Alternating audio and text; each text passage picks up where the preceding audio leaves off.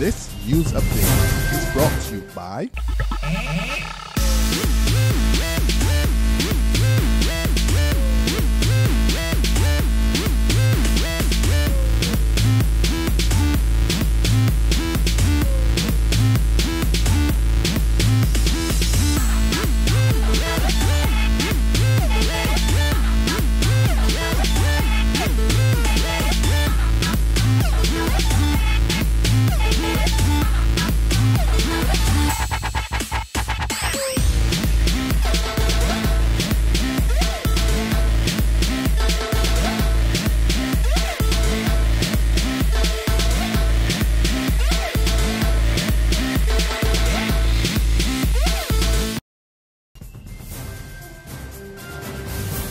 This is the 7 a.m. Barbados Today update for Friday, August 8th, 2014. I'm Carol Williams. Good morning.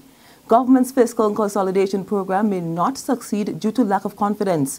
That assertion today from prominent businessman and financial analyst Peter Booz, who's telling the Frondell Stewart administration it's time to turn to the International Monetary Fund.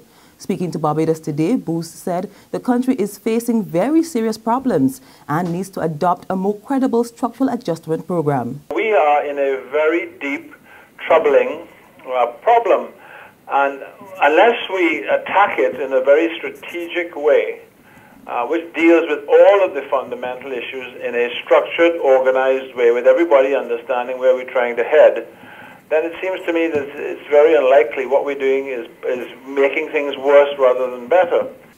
In other news, the Barbados Workers Union is mandated to protect workers from unfair treatment, but now is being accused of wrongful dismissal. Former groundsman Christopher Jordan claims his rights were breached after he was fired on July 2nd. He charges that he was not given a fair hearing by a panel which heard complaints laid against him by an officer. Jordan, who insists he did nothing wrong, said he was given the offer to appeal the decision, but the union did not acknowledge his request. He has since hired General Secretary of Unity Workers Union, Caswell Franklin, to present his case before the Chief Labour Officer, Vincent Burnett. Franklin says Jordan's dismissal is a breach of the Employment Rights Act. The Ministry of Health confirms 50 suspected cases of chikungunya, even as it reports that dengue fever is on the decline. Epidemiologist Dr. Karen Springer told journalists at a news conference yesterday the island also recorded 7 confirmed cases, one of which was a Barbadian who did not travel, while the other 6 were visitors from neighboring Caribbean countries. The news comes as the Health Minister, John Boyce, reported a drop in dengue cases, though he did not give figures. Chief Environmental Officer Tyrone Applewaite said the department's strategy to eradicate the Aedes aegypti mosquito, which spreads both viruses, is working, and the department is presently conducting thorough inspections of critical facilities to wipe out the pest. This week we started in collaboration with Ministry of Education to do comprehensive inspection of all the schools, including those who are times. We are also looking at an underground taxi program. We also carried out a comprehensive inspection of all the hotels and so on. We are doing that right now. I started about 2 months ago.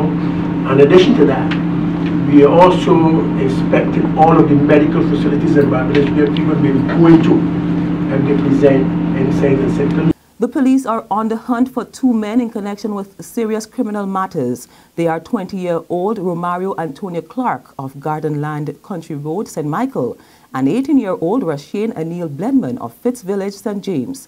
Clark is about 5 feet 9 inches tall, slim build, and is of dark complexion with an oval head and short black hair, while Blenman has an oval head, a long nose, and black and brown hair, and is dark in complexion. He is 5 feet 10 inches tall and slim build.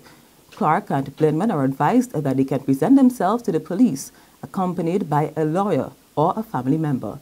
Anyone with information on their whereabouts is asked to contact the police emergency at telephone number 211, the nearest police station, or Crime Stoppers at 1-800-8477. The men are considered armed and dangerous and should not be approached. There's regional and international news after this short break. Hi, I'm Red Plastic Bag. Anyone who knows me knows I don't like cold.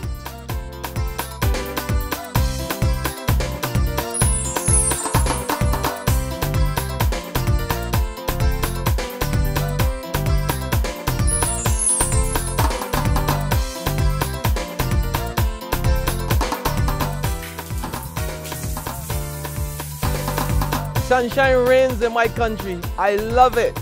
Get your sun power.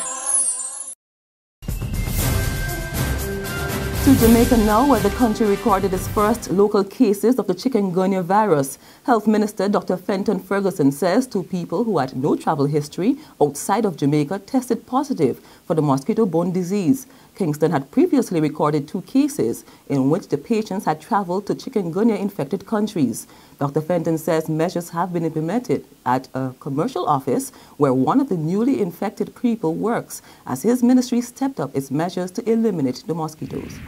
Further afield, a top U.S. health expert is confident that the country will not suffer a similar fate like West Africa when it comes to Ebola. The head of the U.S. Infectious Disease Agency, Dr. Tom Frieden, says the U.S. could expect isolated cases of the deadly disease. But he says proper preparations by the country's hospitals will prevent a widespread epidemic. Dr. Frieden says Ebola is not a significant risk to the U.S. as it is not easily transmitted. He maintained that the U.S. health authorities have been able to stop every prior Ebola outbreak, and this one is not an exception. And on that note, we end our 7 a.m. Barbados Today update. We will be back again at noon. Until then, remember to log on to www.barbadostoday.bb, subscribe to our e-paper and email updates, or better yet, like us on Facebook. You can also catch us on Izumi Media in bus terminals or screenplay at supermarkets and gas stations near you. For the latest news and sports, I'm Carol Williams. Have a wonderful day. This news update is brought to you by